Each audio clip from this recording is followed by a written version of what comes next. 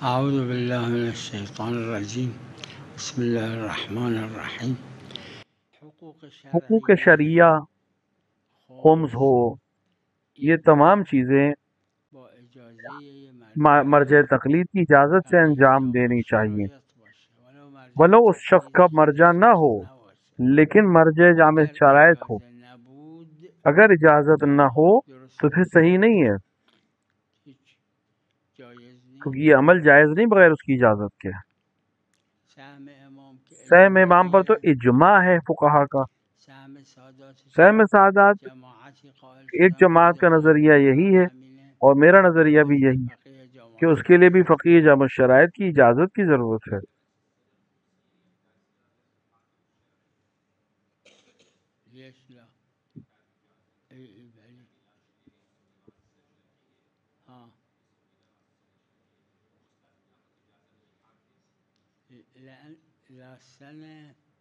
دیکھیے سال احتیاط وجوبی کے لحاظ سے صحیح ہے، کیونکہ حاکم شرعی اس امور میں امام معصوم کے مقام پر ہے، کیونکہ امام نے فرمایا کہ تم پر حجت ہے جیسے میں تم خدا کی حجت ہوں۔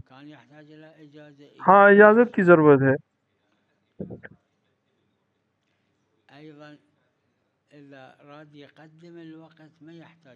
اگر چاہتا ہے کہ وقت سے پہلے دے دے تو کوئی حرج نہیں، کیونکہ ہر روایت میں یہ ہے کہ خمس ہر دن کے لیے ہے، لیکن اگر اسے اجازت چاہیے یا وقت بڑھانا چاہتا ہے تو پھر اس کو اجازت کی ضرورت ہے۔ میلادی لحاظ سے بھی اختلاف ہے اس میں کہ سال کا کون سا، میرے نظر میں اشکال نہیں ہے۔ بعض علماء نے اجتماع کیا ہے اس کے اوپر، بہت سے لوگوں نے، سید حسین قمی کا نظریہ بھی ظاہراً یہی تھا۔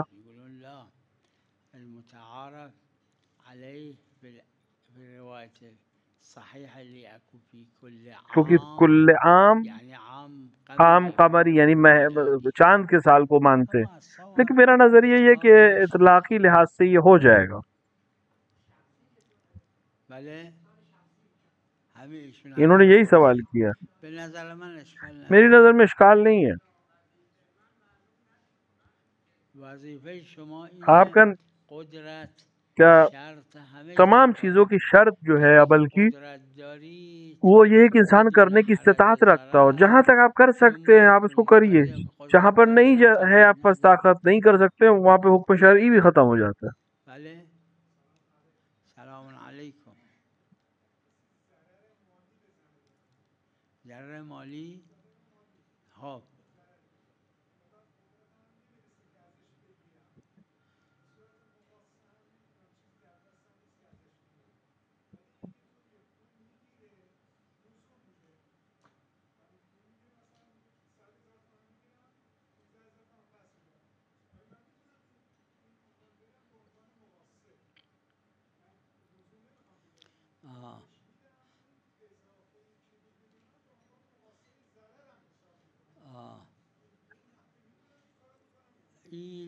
اس پہ کوئی حرج نہیں ہے، ظاہراً کوئی مسئلہ بھی نہیں ہے، بہرحال یہ تقاص ہے، یعنی اپنا حصے کو لے لیں، لیکن بہرحال اذن حاکم شرع چاہیے اس کو، کیونکہ ولی فقیہ عمومی طور سے اجازت نہیں دے سکتا، ورنہ مسئلہ ہرج و مرج کا ہو جائے گا، سب ادھر ادھر ہو جائے گا۔ لہذا ایک فقیہ جامع الشرائع سے اجازت لے پھر اس کام کو انجام دے۔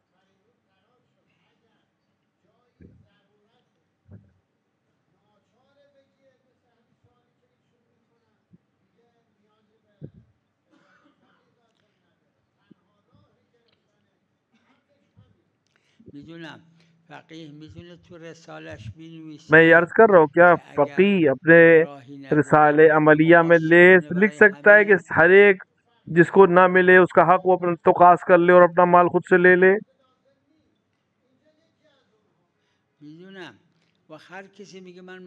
اگر آپ کہیں اس طرح لکھ دے تو ہر ایک کہے گا یہ میرے لیے ضروری ہے، میرا مسئلہ ضروری ہے۔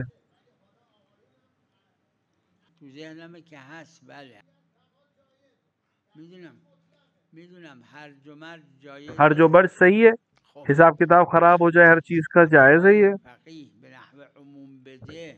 اگر فقیہ ایک عمومی فتویٰ دے دے تو حرج و مرج ہوگا کہ نہیں ہوگا؟ ہاں موارد خاص میں دے کہہ دے کوئی حرج نہیں ہو، ایک ایک آدمی کو اجازت دے دے وقت کے لحاظ سے، ضرورت کے لحاظ سے، وہاں اتنا بڑا مسئلہ نہیں آئے گا.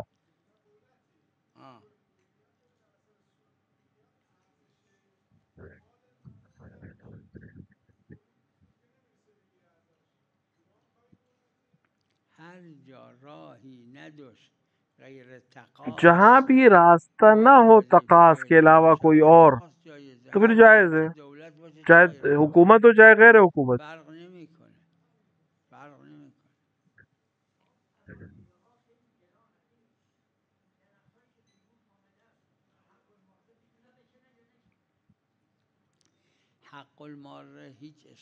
حق المارہ میں کوئی اشکال نہیں، یعنی گزرنے والے کا جو حق ہے اس پہ کوئی مسئلہ نہیں ہے، لیکن شرط یہ کہ اس کام کے لیے نہ گیا ہو.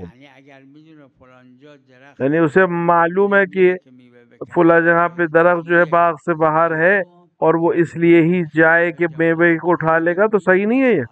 دوسرا یہ کہ جانتا ہو کہ صاحب باغ جو ہے وہ راضی ہوگا. حق المارہ وہاں پر ہے جہاں پہ احتمال رضایت ہو.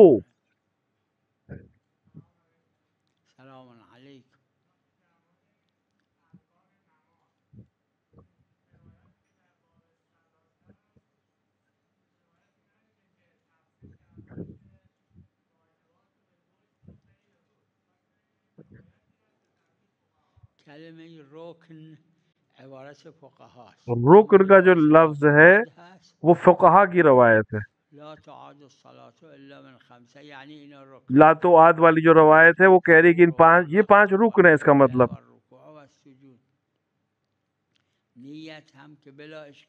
نیت بھی رکن ہے، کوئی عمل بغیر نیت کے نہیں ہو سکتا.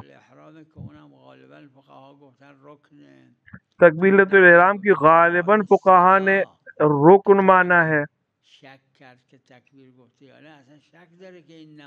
کیونکہ اگر اس کو شک ہو کہ میں نے تکبیر کہی ہے یا نہیں تو پھر اس کی نماز ہی صحیح نہیں ہے، ابھی داخل نماز نہیں ہوا ہے یہ شک.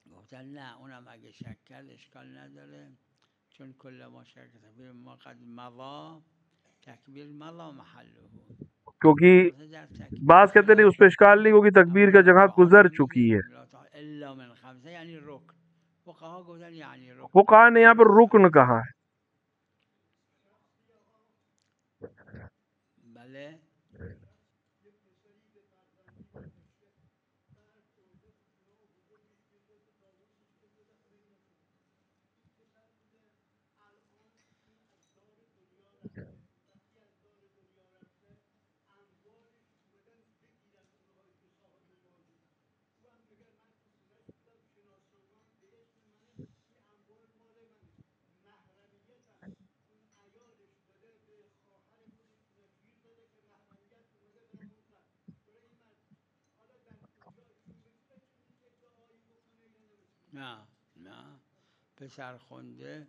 گود لیا وہ بیٹا تو ارث میں اس کا کوئی حق نہیں ہے.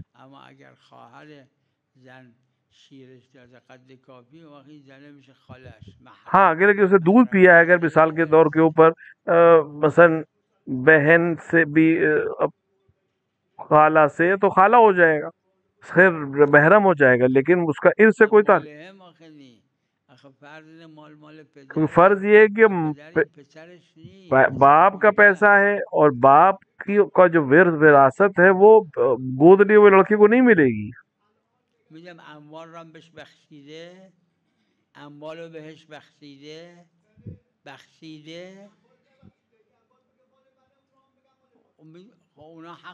وہ وارث ہے، ان کو حق ہے.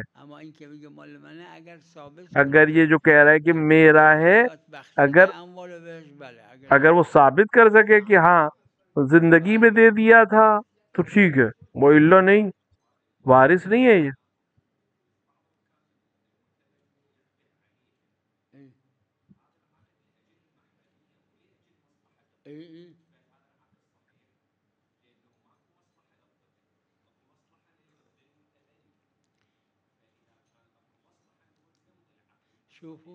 شوفوا اگر مفسدہ ہو تو اجماع ہے کہ جائز نہیں ہے.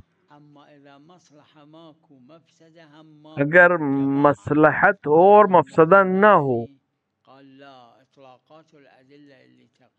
تو وہاں پر بھی علماء نے اشکال کیا ہے. تو پھر وہاں اشکال ہے، وہاں ولایت جو ہے وہ مسئلہ حل کر دے گی. اور اصل جو فقہا کے درمیان یہ ہے کہ مصلحت ہونی چاہیے بچے کے لیے، فائدہ ہونا چاہیے بچے کے لیے، تب اس کے تصرف کر سکتا ہے، ورنہ تصرف نہیں کر سکتا.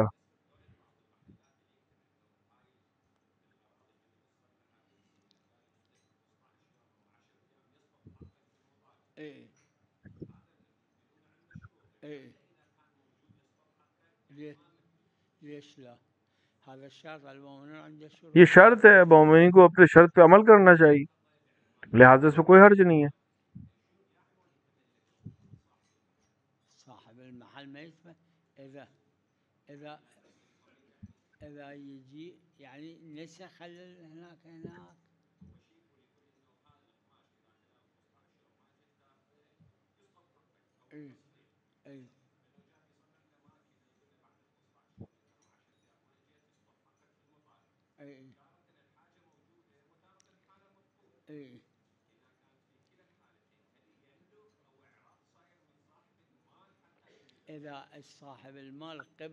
اگر صاحب مال نے شرط کو قبول کر لیا تو کوئی حرج. مورز عن اس لحاظ سے اگر وہ المؤمنین عند شروطہم کی وجہ سے یہ صحیح ہو سکتا ہے.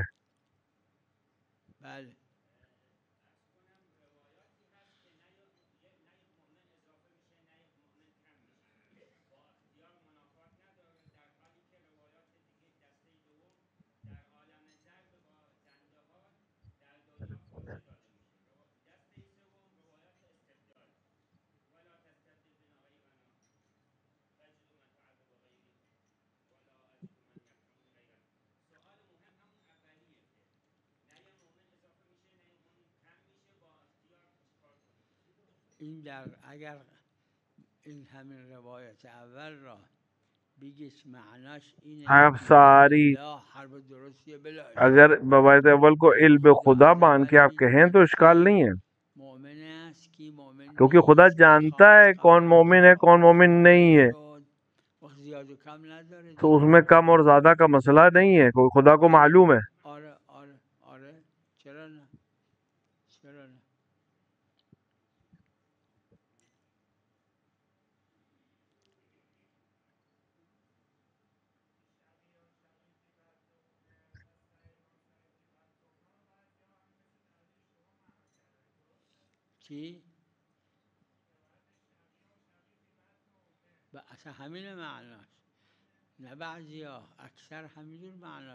بعض نہیں، اکثر نے یہی معنی کیا ہے.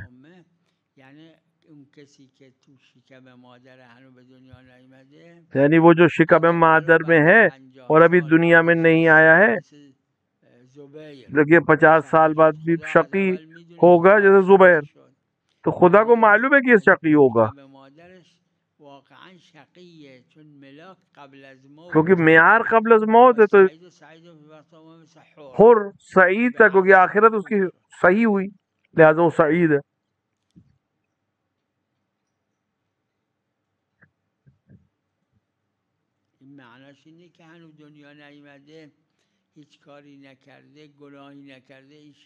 اس کا یہ مطلب نہیں ہے کہ یہ شقی ہے ابھی دنیا میں آنے سے پہلے ہی شقی ہے، آخرت کی طرف نسبت دی.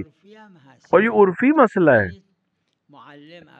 معلم آتا ہے کلاس میں، آتا ہے 2-3 دن گزرنے کے بعد وہ کہتا ہے یہ بچہ پاس ہو جائے گا، یہ بچہ پاس ہو جائے گا یا نہیں ہوگا. تو یہ علم غیب نہیں ہے، وہ معلوم ہے، سمجھ جاتا ہے کہ وہ محنتی نہیں ہے پاس نہیں ہوگا، یہ محنتی ہے یہ پاس ہوگا.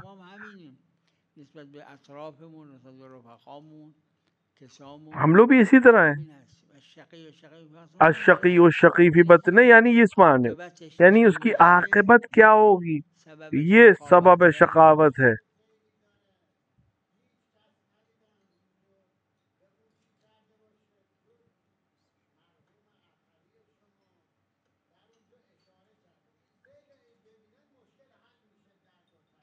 بله بله آها بله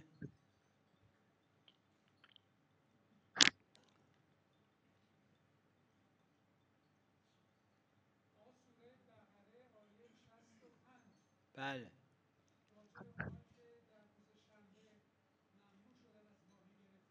بله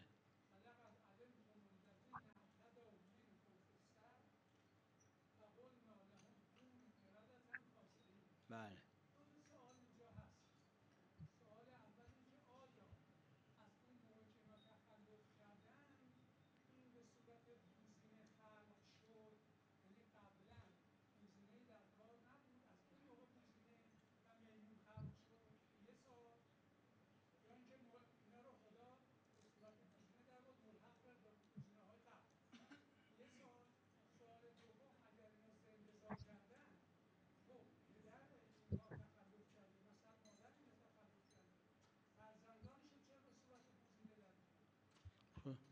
چون پدرم بوزینه شد، فرزند بوزینه است دیگه. این وقتی که بوزینه شد، بوزینه اگر باپ خاطر که تخلف ایسا کرنے والا ہے تو بچے کو بھی اس کو خودشون انسان بودن بوزینه شدن و بعد خدا اونا که مردن مثل که ذریه نمونده ازشون. یه بوزینه های روایت داره بوزینه خلق کرد. خداوند عالم نے جن لوگوں پر عذاب نازل کیا ان کی اور ان کو مسخ کر دیا، پھر ان کی نسلیں نہیں چلی کہ اسی ان کی نسل سے مسخ شدہ جانور چل رہے ہوں. نہیں، وہ مر گئے، ختم ہو گئے. ہاں، اس طرح کے حیوان بعد میں خدا نے دوبارہ خلق کیے ہیں، وہ پیدا ہوئے ہیں. بله بله بله خب یعنی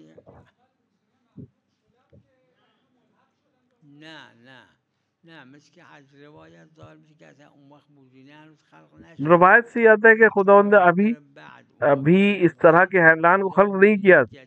جب وہ لوگ مر گئے اپنے عذاب میں مبتلا ہو کر، خدا نے دوبارہ خلق کیا اسی حیوان کو.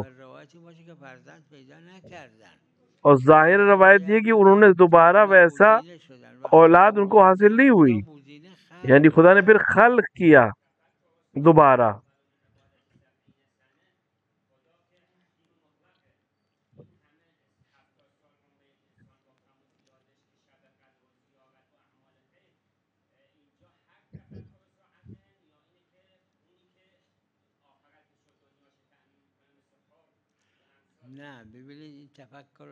یہ تفکر، ایک پل کا تفکر جو یہ قضیہ محملہ ہے جس کی قوت جزوی ہے،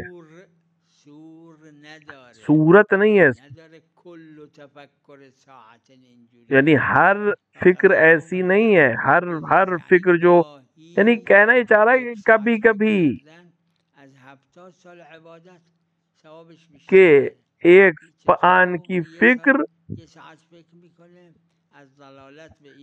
ہزاروں سال کے تفکر سے بہتر. یعنی کیا کہنا چاہ رہا ہے خدا؟ وہ ایک کچھ پل کی فکر کرتا ہے اور ضلالت اور گمراہی سے باہر آ جاتا ہے. لہذا یہ ایک ساعت، ایک پل ان 1000 سال سے بہتر ہے. یہ قضیہ محملہ ہے، نہ کلی ہے نہ جزئی ہے.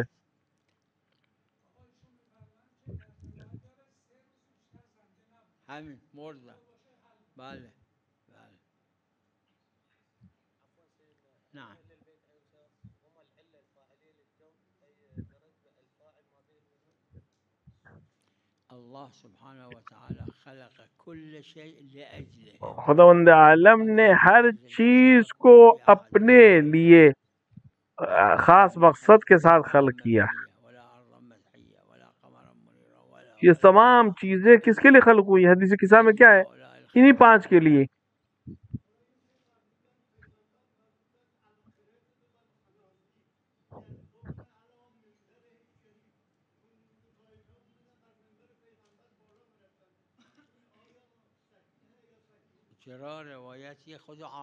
یہ روایت ہے، عامہ نے خود نقل کیا ہے اس کو. عامہ کے درمیان بھی یہ روایت موجود ہے. حضرت میخوان بفرمان اینا انسانا به ظاهر و واقعا در حکم بوزینه هستن. حضرت کہہ رہے ہیں یہ دکھنے میں انسان ہے لیکن یہ ایک حیوان سے بدتر ہے. عبد الملک ابن مروان اینا در حکم انسان یہ نیستن. معاویہ ہے، یزید ابن معاویہ، اس طرح کے افراد یہ حکم انسان میں نہیں ہے، دکھنے میں انسان ہے. ہر منبری منبر پیغمبر دیگه، یکیش هم منبری که خود پیغمبر ہر ممبر پیغمبر کا ممبر ہے. بالای من چون همینا همونجا میمدن مدینه و بالای اور یہ لوگ جب آتے تھے تو اسی ممبر پہ بیٹھتے تھے جو رسول اللہ کا ممبر تھا، جو مدینے میں خاص رسول کا ممبر تھا.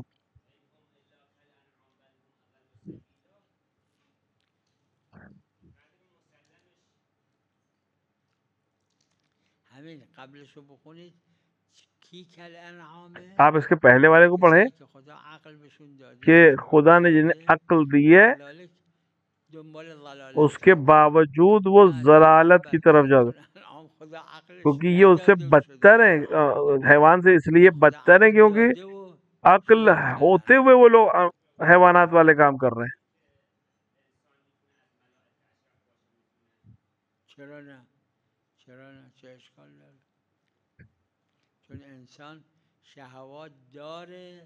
اگر مثل ابوذر و سلمان اگر انسان اس کے پاس شہوت ہے لیکن اس کے بعد بھی اگر وہ کنٹرول کرتا ہے تو بہرحال اس کو ایک امتیاز حاصل ہے.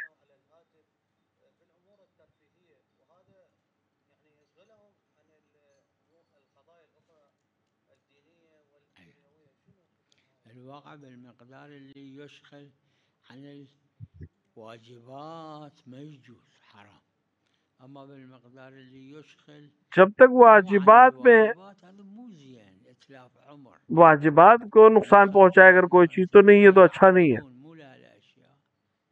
خدا عالم نے میں خلق کیا اپنی بندگی کے لیے، ہم اس پہ اپنے وقت کو صرف کریں، صرف نہ کریں تو یہ اچھی چیز نہیں ہے.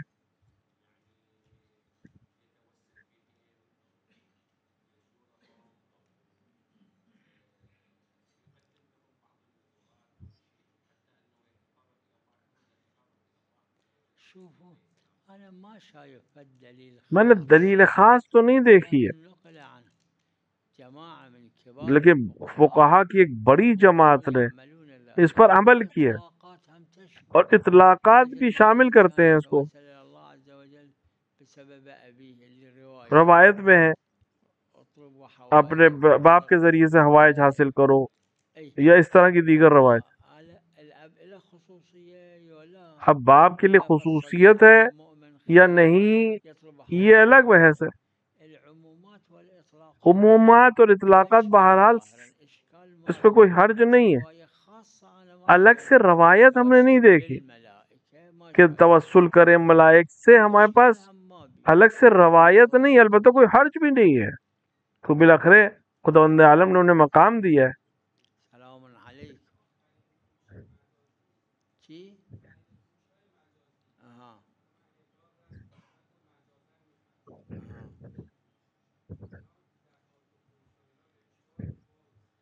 ہاں میدونم.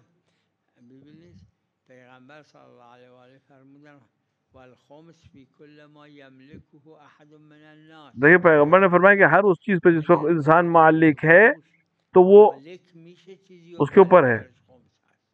آگے خرید و فروخت سے کوئی مالک ہو جاتا ہے اس کو خمس ہے.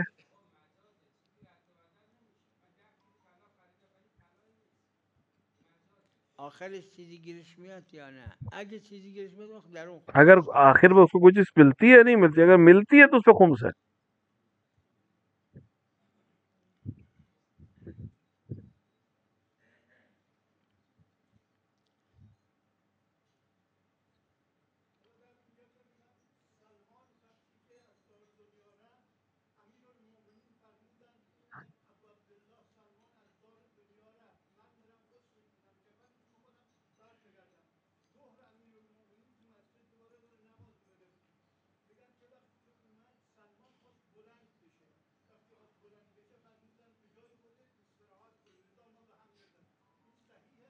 یعنی روایت نقل شده، یہ روایت اس طرح سے آئی ہے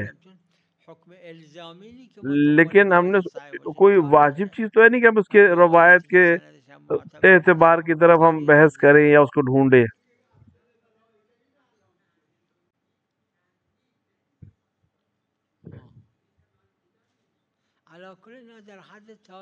حد تاریخ تک ہے، کوئی حرج نہیں ہے.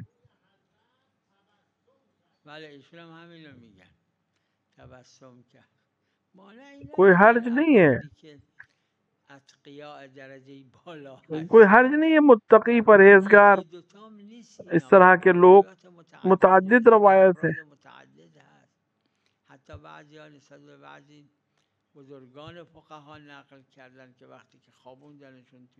بعض فقہا کے لیے بھی بعض نے نقل کیا کہ قبر میں جب لٹائے گئے تو ایسا ہوا. بہرحال تاریخ ہے یہ.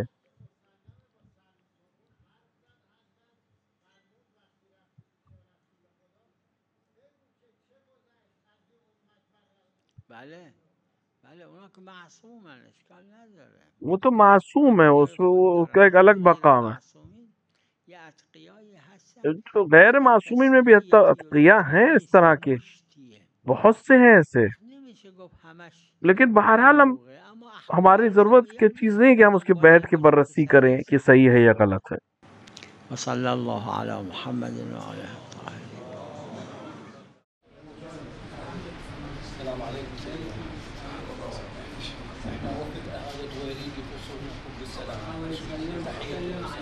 الله يحفظك.